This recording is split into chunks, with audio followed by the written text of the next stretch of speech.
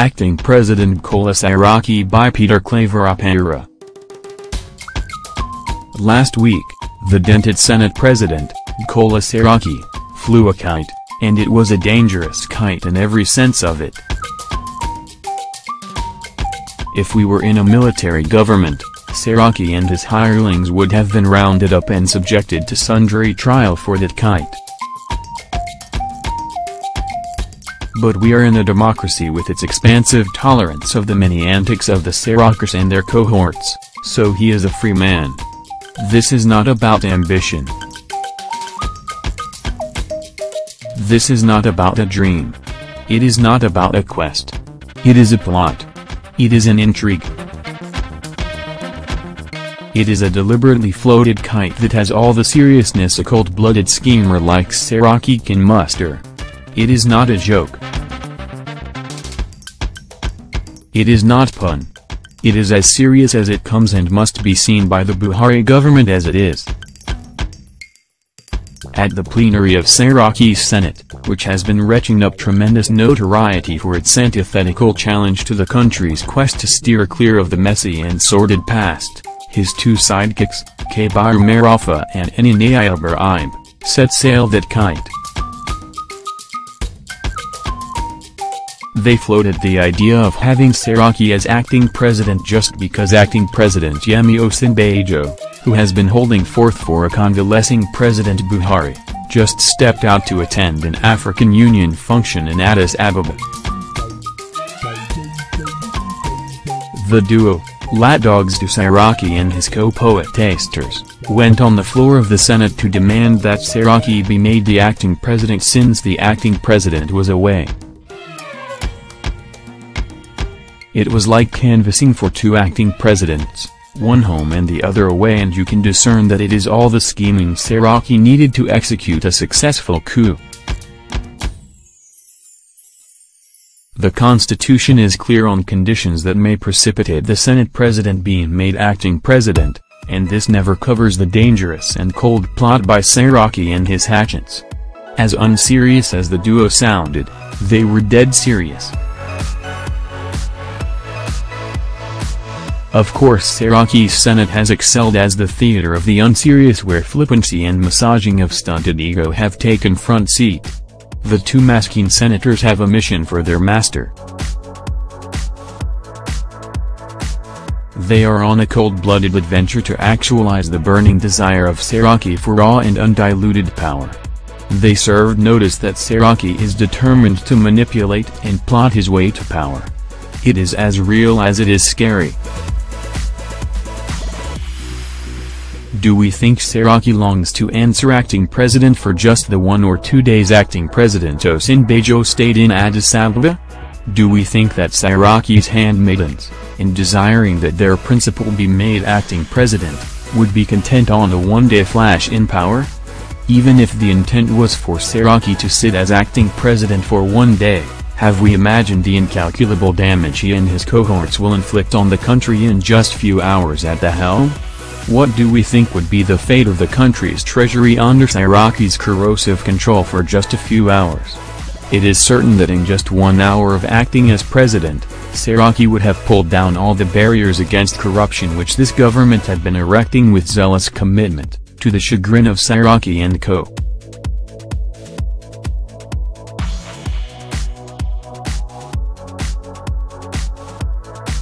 It is certain that with Saraki as acting president for just 1 hour, all the people and institutions that have been giving Saraki and his corrupt gang so many problems in this dispensation, would all be yanked off.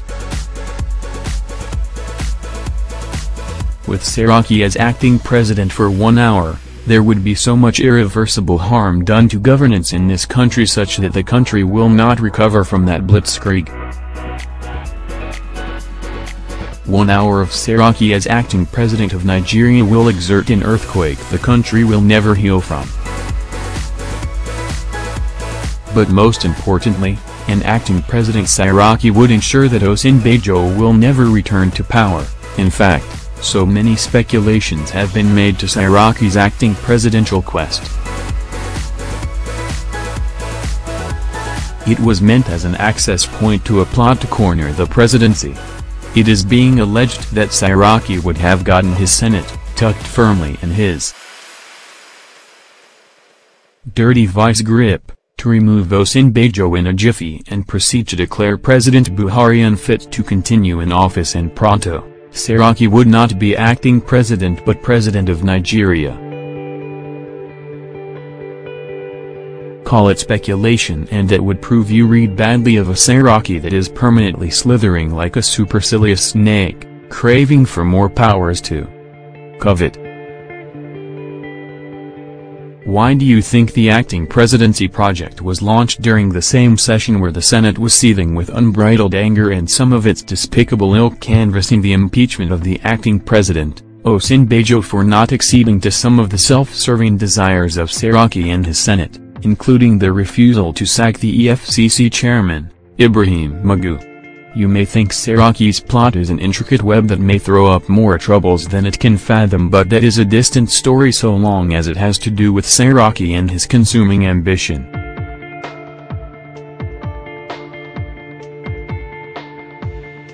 We have read that Saraki, in a meeting with acting president, Yemi Osinbajo, feigned he was caught unawares by that insidious plot, but trust Saraki and you will trust anything. When it has to do with power, you have every reason to treat Saraki's pretension that he knew nothing of what his hirelings did on the floor of the Senate with. Saraki is so enthralled with the plot, the scheme and strategy to acquire more power. Even as he had converted power to a tool of unbridled stealing of state resources, he sees the symbiotic connection between looting public funds with the quest to corner and domesticate more power. Both work in symmetry with the other. There is nothing wrong with nursing or pursuing an ambition. There is nothing illegal in desiring to achieve any political office. There is nothing wrong in scheming for greater political spaces. The problem arises when the quest for unbridled power so possesses one that he considers nothing too mean and no tactics too dirty to achieve such ambition, as is the case with Saraki. You may be tempted to think Saraki is within his limits in plotting and coldly procuring his way to power, but the vintage Saraki does not play by the rules. That was why he deigned no scruples conspiring with PDP senators to steal the Senate presidency with a mere fraction of elected senators, excluding senators of his confessed party, the APC. In achieving whatever he wants, Saraki believes so much in the power and allure of corruption such that he has employed these to stay politically afloat despite his hefty malfeasances. That is why he rides comfortably on the corrupt cravings of the senators to vanquish the entire Senate into becoming one of his many stormtroopers. That is why he has so wrung the Senate that it has become so entrapped in opposing, distracting and impeding the executive just because their hefty corrupt cravings are not met as it used to be. Saraki has comfortably converted the Senate to an opposition bloc against the Buhari government, and this Senate, under Saraki's malevolent grip, has excelled only in anti-people's commitment and constituting bulwarks to the government and its desires to break from the sordid practices and corrupt acts of the past. The consummate Saraki is a fellow that deigns himself as the smartest person God ever created. He believes he will always have his way in whatever he wants. Saraki is imbued with a certain entitlement mentality, and he believes he is well equipped to manipulate the Nigerian political process to achieve whatever end he wants. He slyly and mischievously landed the Senate presidency despite the stand of his party, even to the point of trading the deputy Senate presidency to the opposition party must have blown his head. The way he has corruptly manipulated the system to escape his just comeuppance for his many transgressions that bother on corrupt enrichment must have flattered him to aim higher. The way he brought the Senate under this armpit and so emasculated it that the present Senate can commit suicide because Saraki wishes so, must have bloated his ego so much that he is trying his hands on securing more pies. Which pie is higher than annexing the presidency as an apogee of a life of steady scheming and using same to further the ends of his suzerain ambition. As I said earlier, the Saraki acting presidency kite is not a fluke. It has blood running on its pores. It was carefully procured by Saraki, and not by any other person else. It has all his mischievous imprimaturs littered all over it. The two acolytes that floated it are malleable pawns on Saraki's chessboard. They were specifically chiseled for the role they played in launching the devious kite, and that was what they did. The entire Senate, given its acquiescence to Saraki's wiles and perfidies, should be counted as extended pawns in Saraki's playing board. It behooves Nigerians and, more importantly, the Buhari government to appreciate the real danger of Saraki's devious plot to the present government. It behooves the government to wake up from its lethargy and take up the Saraki nuisance, or else get swept away by the gathering tempest provoked by Saraki's ambition. Knowing his readiness and eager desire to embrace illicit tactics to achieve his ends, the Buhari presidency will regret not decoding the present challenge Saraki and his bogeymen launched in the Senate last week and taking effective actions to decisively take up that fight to Saraki's backyard by any means necessary.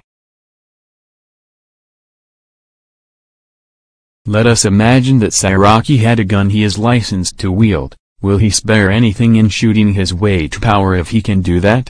Let us appreciate that one day in power for a sly and crooked fellow like Saraki means so much to him and his lickspittle. The aim of this dangerous plot is not to answer acting president for one day but to corner the presidency through whatever means possible.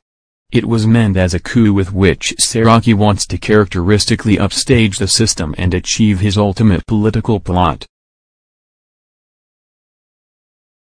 The way he robbed the Senate presidency should warn the government that Saraki is dangerous, and when a pathologically corrupt man like Saraki corners power even for 1 hour, nothing would be spared to ensure he remains perpetually hooked to power. The Buhari government see the portent danger in Saraki's plots and do whatever it can to undo the Saraki menace before it crumbles this government and this democracy. Peter Claver Oparah writes from Ikeja, Lagos. President Muhammadu Buhari and Senate President Bukola Saraki met behind closed doors on Friday at the Oso Rock Villa Bayo Maborio/State House.